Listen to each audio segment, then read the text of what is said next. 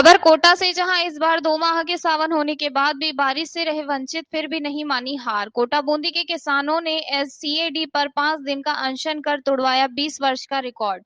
Kota chief bureau Harish Prajapati Dainik Sandesh media channel ने आज कोटा बूंदी के समीप खेतों पर जाकर धान की फसल का लिया जायजा।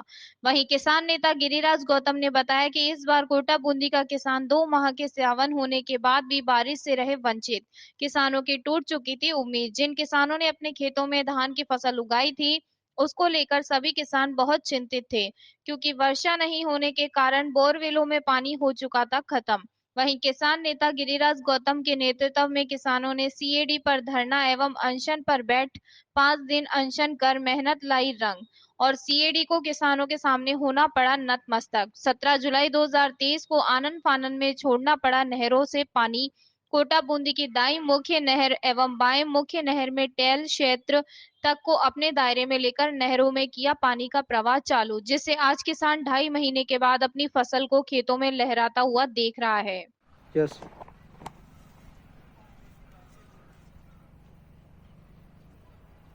बड़ा ही खुशी का विषय है कि हमारे क्षेत्र के किसानों का जीवन जो कि खेतों पर और फसलों पर निर्भर है, आज केशोराय पाटन और बूंदी के खेतों में धान की फसल तैयार हो चुकी है, सोयाबीन की फसल तैयार हो चुकी है, कटने के लिए तैयार है और कटकर मंडियों में जा रही है।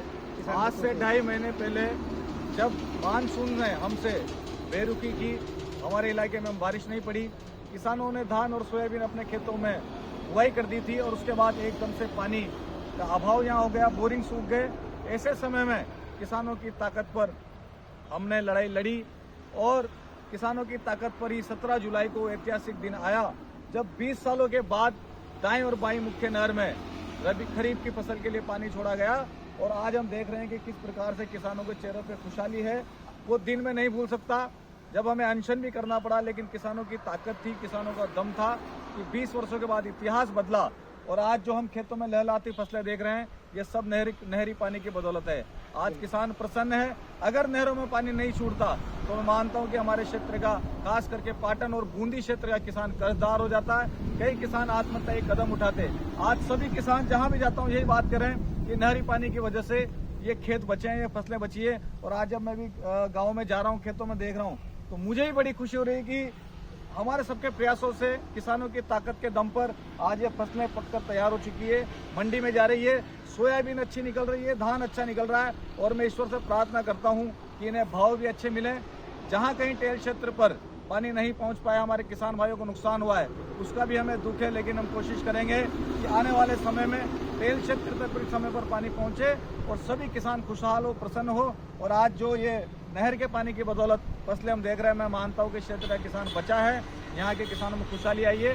इसके लिए सभी किसानों की ताकत के लिए मैं उन्हें धन्यवाद देता हूं और आग्रह करता हूं कि आप आगे भी अपनी ताकत इसी प्रकार बनाए रखें, एकता इसी तरीके बनाए रखें, ताकि आपके ऊपर जो भी समस्या हो हम सब मिलकर उसका समाधान की लड़ाई लड़ सकें। आज एक बार पुनः सभी किसानों को धन्यवाद कि 2.5 महीने पहले का जो आंदोलन था नहरी पानी का, वो आज जाकर कामयाब हुआ है कि आपके खेतों की मेहनत, आपकी फसल आपके घर पहुंच रही है, मंडी में पहुंच रही है। खबर सागर से, जहां सरदार वल्लभ भाई मूर्ति अनावरण कार्यक्रम भानगढ़। बीना कुर्मी क्षत्रिय समाज के तत्वावधान में लौह पुरुष सरदार वल्लभ भाई पटेल जी की मूर्ति अनावरण कार्यक्रम में समाज के अनेक वक्ताओं ने महापंचायत से सरदार पटेल जी के विचार व्यक्त किए। कार्यक्रम में मुख्य अतिथि राज्य मंत्री राम खिलावन पटेल, विशेष अतिथि गुजरात से पधारे विधायक हार्दिक पटेल, राज्यसभा सांसद सुशील कविता पाटीदार, सागर सांसद राज बहादुर सिंह, लता वानखेड़े, नीतिराज सतोरिया, विजय पटेल, शिव के संचान, सरजू प्रसाद कुर्मी आदि वक्ता का सभी का आभार व्यक्त किया गया। हमीरपुर से इस वक्त की खास खबर, जहां जर्जर सोपीस बनी खाद सोसाइटी, कभी नहीं होता खाद का वितरण। खाद सोसाइटी में खाद न मिलने से किसानों में रोष, समय पर खाद न मिलने से रबी की बुवाई में हो रही परेशानी, महंगे दामों पर बेच रहे प्राइवेट दुकानदार, खाद न मिलने से किसानों की बड़ी चिंता।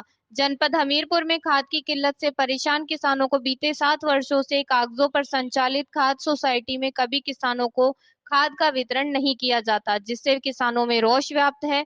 मामला सरीला तहसील के न्यूली बांसा गांव में बनी खाद सोसाइटी का, जहां किसानों ने आरोप लगाते हुए बताया कि सोसाइटी में बीते 7 वर्षों से खाद नहीं मिल रही है और समय पर खाद न मिलने से रबी की फसल की बुवाई में देरी होने से किसानों को अब चिंता सताने लगी है, क्योंकि समय पर बुवाई न होने से फसल की उपज कम मिलती है। बताया कि क्षेत्र की अन्य समितियों में खाद लेने गए किसानों को खाता धारक न होने का हवाला देकर भगा दिया, जिससे किसान परेशान होकर महंगे दामों में प्राइवेट दुकानों से बुवाई के लिए खाद लेने को मजबूर हैं।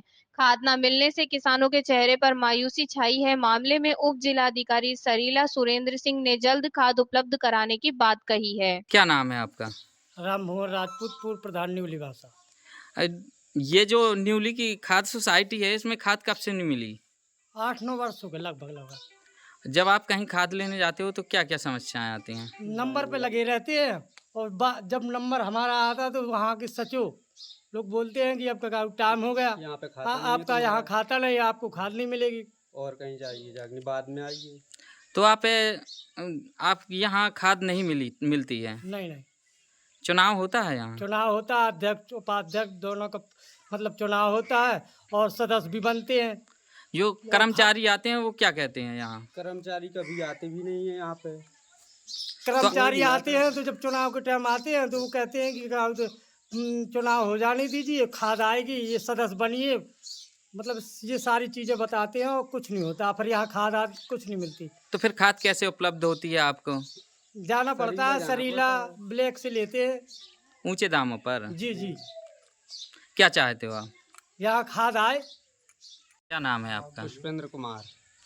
क्या समस्या है आपकी? समस्या यह है साहब की कहना ये खाद नहीं मिल रही है। तुम बिल्डिंग की या देख रहे हो कहना पूरी धारा कैसी हो गई है, कहना ना यहाँ खाद मिलती है और आड़ जाते हैं, सरीले जाते हैं, ममना जाते हैं, फिर भी नहीं मिलती है। तो फिर कैसे खाद उपलब्ध होती है? ऐसे है कि कहना जाते हैं वहाँ सच, जैसे हम लाइन में खड़े होते हैं, टाइम आ जाता है तो सचिव बोलता है यहाँ तुम्हारा खाता ही नहीं है। कहते हैं पहले खाता धारकों को मिलेगा, फिर इसके बाद आपको मिलेगा। ये जो आपके न्यूली गांव में सोसाइटी बनी हुई है, इसमें खाद कब से नहीं मिली? इसमें समथिंग 9-10 साल हो गए हैं। क्यों खाद नहीं मिल रही है, क्या कारण है? अब ये तो साहब हमें पता नहीं है कहना ये, और जो यहाँ पे अधिकारी आते हैं उनका पता ही नहीं चलता कब आते हैं कब चले जाते हैं। हम उनसे बात करते हैं उनके बारे में। यहाँ चुनाव कर्मचारी तैनात है? जी सर, हाँ है बिल्कुल। दिन में ताला लगा रहता है? ताला पूरा दिन, कम से कम 9 साल से हमने कभी इसको खुला ही नहीं देखा। यहाँ पे देखो आप पूरी कैसी धारा हो गई है ये बैंक की। क्या चाहते हो? और ये चाहते हैं कि यहाँ पे खाद आ जाए और सब लोग खुश हो जाए, पूरे किसान सब लोग का। मटरा की बुवाई भी आ गई है हर किसी। खबर पीलीभीत से, जहां जनपद पीलीभीत के मुस्तफाबाद पहुंचे मुख्यमंत्री योगी आदित्यनाथ जी। जनपद पीलीभीत के टाइगर रिजर्व मुस्तफाबाद में 6 अक्टूबर को पहुंचे मुख्यमंत्री आदित्यनाथ योगी जी। आपको बता दें कि मुस्तफाबाद में उतरा मुख्यमंत्री जी का हेलीकॉप्टर और फिर गेस्ट हाउस पहुंचकर टाइगर रिजर्व वन प्राणी सप्ताह 2023 के उपलक्ष्य में कार्यक्रम का आयोजित किया गया, जिसके अंतर्गत यशस्वी मुख्यमंत्री जी ने जनपद पीलीभीत को लगभग 250 करोड़ रुपए की महत्वाकांक्षी परियोजनाओं की सौगात भेंट की।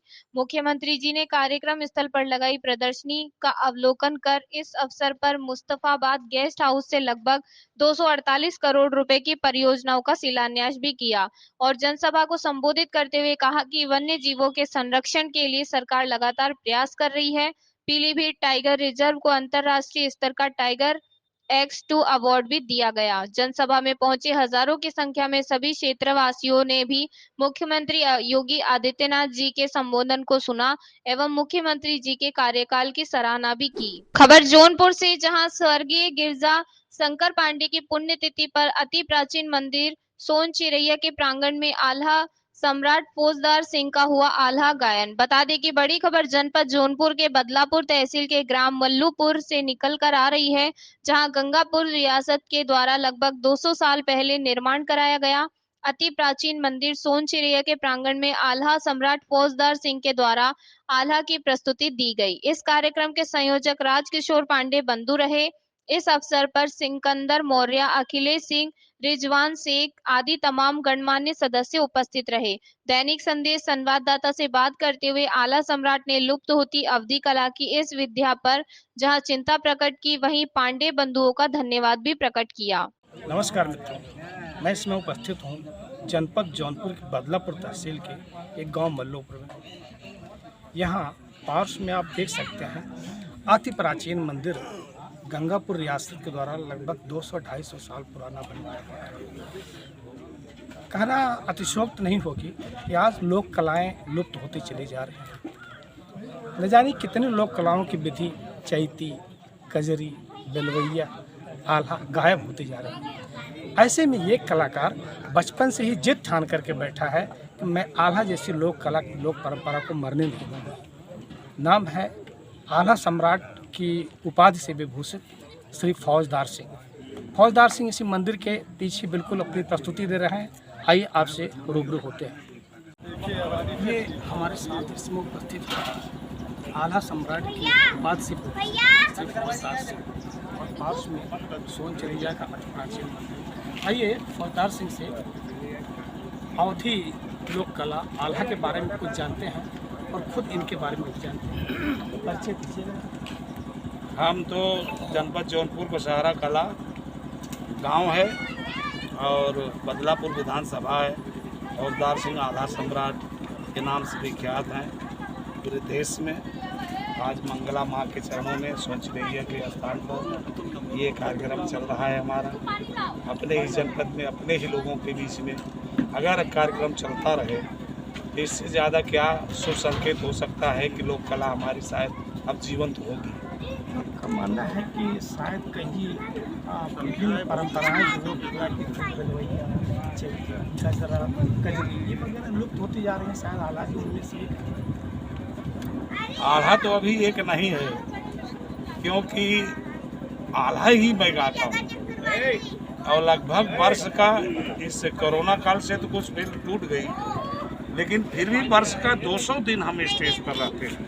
मेरा प्रश्न ये था, आज वर्तमान जो पहले से अगर तुलना की तो लोग जितनी परंपराएं थी वो कजरी या अन्य विभिन्न परंपराएं कहीं न कहीं फिल्मी दुनिया के आगे लुप्त हो रही हैं। हाँ, ये पॉप संगीत हमारी जो है और जो ओपन संगीत चल पड़ी है, ये सब हमारी लोक कलाओं को, लोक परंपराओं को, लोक रीति रिवाज, लोक प्रथाओं को, जो पूर्वजों की बनाई हुई व्यवस्थाएं थी, ये हमारी लोक कलाएं बताती थी कि सावन लग गया है, कजरी शुरू है, आला शुरू है, कुआर आ गया है, देखिए पचरा शुरू है, माता जी का आगमन होने वाला है, दिवाली आने वाली है, अगहन माघ फागुन आने वाला है, होली, चैतवाल, बेलवैया, धमारी उड़ाना चलेगा, चैती चैता बैसाखी चलेगी।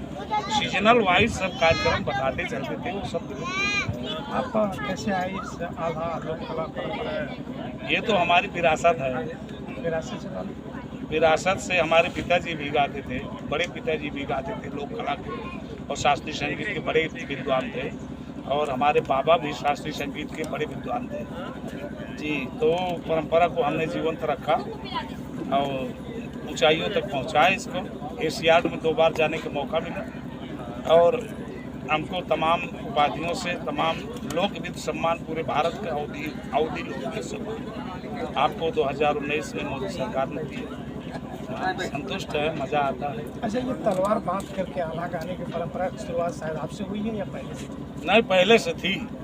बांध के तो गाते थे, लेकिन चला के नहीं दिखाते थे। मैं बांध के भी आता हूँ, तलवार चला के भी दिखाता हूँ।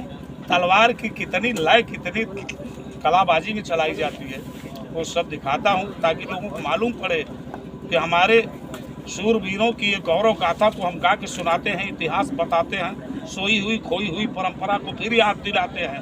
उठाओ भारत के अमर सपूतों, भारत माँ ने बुलाया है, लोक कला को फिर से अपनाओ, यही कहना हमारा है।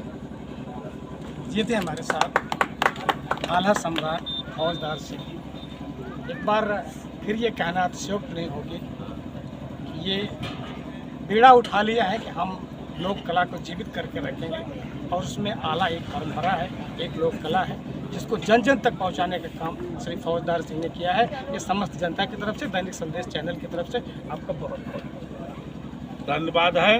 मंगला माता आपके चैनल को दिन दूना रात चौगुना बढ़ाएं, और ये स्वर्गीय गिरजा शंकर पांडे की पुण्यतिथि के अवसर पर आल्हा हो रहा है। पंडित दीनदयाल पांडे जी तीनों भाई मिलकर के इस आल्हा का आयोजन कराते हैं, हर साल कराते हैं। इस बिरजा वन में निर्जल स्थान पर देखिए प्राचीन मंदिर कितने दिनों का यहाँ आला कराते हैं, यहाँ व्यवस्था लेके आते हैं। जो पहुँच जाता है अपने आप को धन्य मानता है। ये परंपरा जीवन करने वाले तीन महान पुरुष हैं, तीनों भाई। बहुत बहुत इन सबका भी बहुत बहुत धन्यवाद।